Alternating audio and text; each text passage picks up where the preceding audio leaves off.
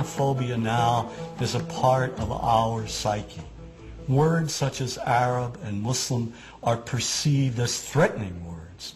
And if the words are threatening, what about the images that we see in the cinema and on our television screens? We are at war with Iraq. We went to war in March of 2003. But didn't our entrance to the war, wasn't that made a lot easier, primarily because for more than a century we had been vilifying all things Arab? And now, given what happened with 9/11, the tragic events that took place on that day, where 19 Arab Muslim terrorists were responsible for the deaths of nearly 3,000 people. Now, instead of saying that's the lunatic fringe, we say, no, no, no, no. The actions reflect the actions of 1.3 billion people. Now, that's dangerous. We don't say that the actions of Ku Klux Klan members, who are Christians, represent Christianity, do we? Look at Oklahoma City. Timothy McVeigh, a good Irish Catholic boy. Do we say all Irish Catholics are terrorists? No one knew McVeigh's religious beliefs, where he went to church, or his ethnic background. It was not part of the story. Yet, of course, had that been an American with Arab roots, or an American Muslim, it would have been a part of the story. Remember that when news of the bombing broke, reporters and politicians, nearly everybody, rushed to judgment, without any proof whatsoever. A U.S. government source told CBS News that it has Middle East terrorism written all over it. The attack in Oklahoma City appears to have a familiar mark. This was done with the attempt to inflict as many casualties as possible. That is a Middle Eastern trait. The fact that it was such a powerful bomb in Oklahoma City immediately drew investigators to consider deadly parallels that all have roots in the Middle East. ABC News has learned that the FBI has asked the U.S. military to provide up to 10 Arabic speakers to help in the investigation. The stereotype has become so widespread that it's become invisible to people, and the reason being is that we've all grown up with these images. Just look at television. We now have TV shows telling us that, in addition to the Arab terrorists over there, American Arabs over here are also terrorists. Then there's Showtime's Sleeper Cell. Here, a sinister network of Islamic groups operates on American street corners. Any homeless man could be part of this network. Even Western-looking Arabs are part of this anti-American conspiracy.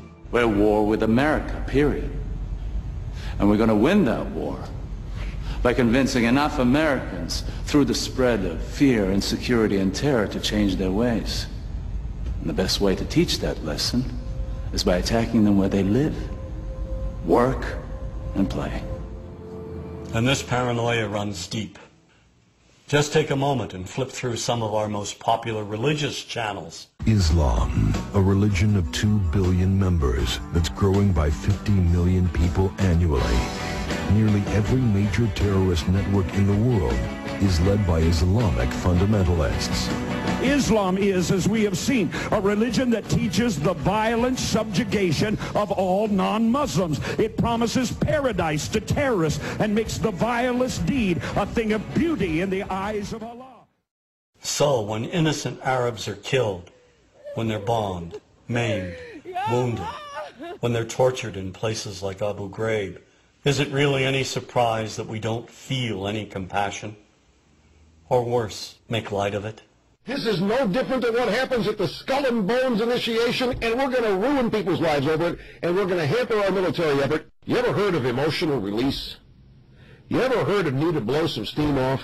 Well, yeah, sort of like hazing, a fraternity prank, sort of like that kind of fun. But the point is, everybody's been saying that this came from the top. We don't care about them. We've been preconditioned to think that those innocent civilians, clones of Al-Qaeda and Saddam Hussein, are one and the same and do not merit our sympathy, our understanding. And that's very dangerous. According to the FBI, hate crimes in America targeting Muslims or people who just appear to be Middle Eastern surged in the aftermath of 9/11. Since 9/11, if you are an Arab American or a Muslim American, and you go to an airport, you're automatically profiled. Numerous thousands of Muslim Americans were rounded up and detained without due process. Many people, particularly immigrants, lost their jobs. This college student who asked not to be identified says a recent meeting with police left him feeling like a criminal. I was just very scared, anxious, nervous, and I just wanted to get it over with. He was one of several thousand men of mostly Arab descent who were interviewed. So there is this cloud, you know, with the hate crimes, with the profiling, with being rounded up.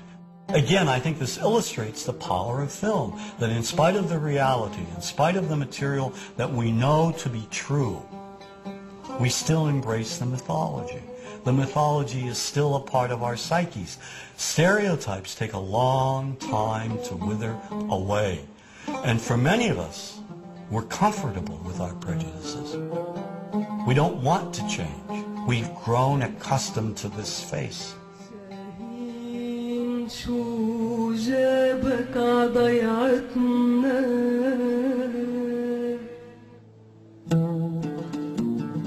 When we think of Arabs, what do we see? What images come to mind? Do we see actual people? People who, despite real cultural or geographical differences, do pretty much the same things that we do. When we think of Arab women, what images come to mind? Do we see women who laugh and play and who adore their children? Women who work in the home as well as outside? Would it come as a surprise to know that in many Arab countries, a majority of college students are actually women? What's our immediate image of Arab men? Do we see loving fathers? Men who want to provide for their families? What about Arab teenagers? Do we see them the way you would think about teenagers in other parts of the world? Then there's religion in the Arab world. Do we see it as all-encompassing, dominating everything else? Do we know that even though faith plays a huge role in the Arab world, just as it does here in the United States, that it's also true that much of the Arab world is quite secular? When we think of Arabs and religion, does Christianity come to mind? Do we remember that there are over 20 million Christians in the region who have lived side by side in harmony with Muslims for centuries? To their credit, some filmmakers have shown Arabs and American Arabs in all their complexities. An excellent way to shatter a stereotype is through laughter, through comedy. So we have comedians. Comedians have done this historically, black comedians, Jewish comedians. So we see Arab comedians doing this, and this is one way to release the tension. I'm paying on a credit card, true story. Guy behind the counter picked up my credit card, sees the Olive card, looks at me all weird. He's like, hey buddy, what kind of name is that?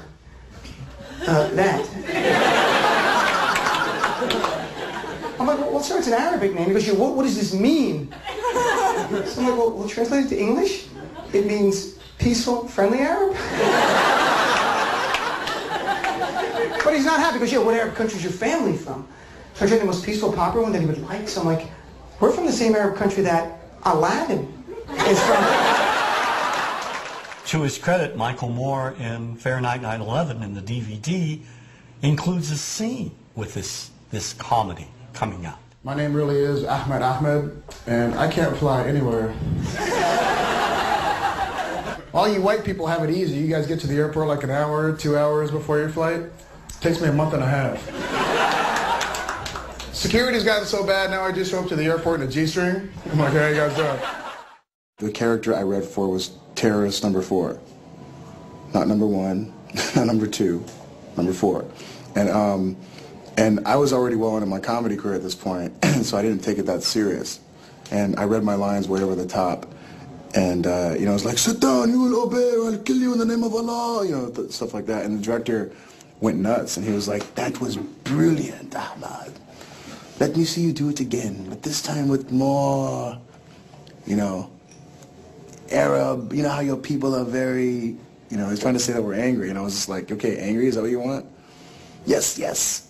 So I did it one more time, and I got a call the next morning that they want to use me in this movie. And I started laughing on the phone because I wasn't even, like, I was making fun of the role. I wasn't trying to be like that. And that's what they want, though. And once we begin to humanize Arabs and Muslims, to project them as we project other people, no better, no worse, then the stereotype gradually diminishes. In movies such as A Perfect Murder, we see an Arab-American detective befriend the heroine.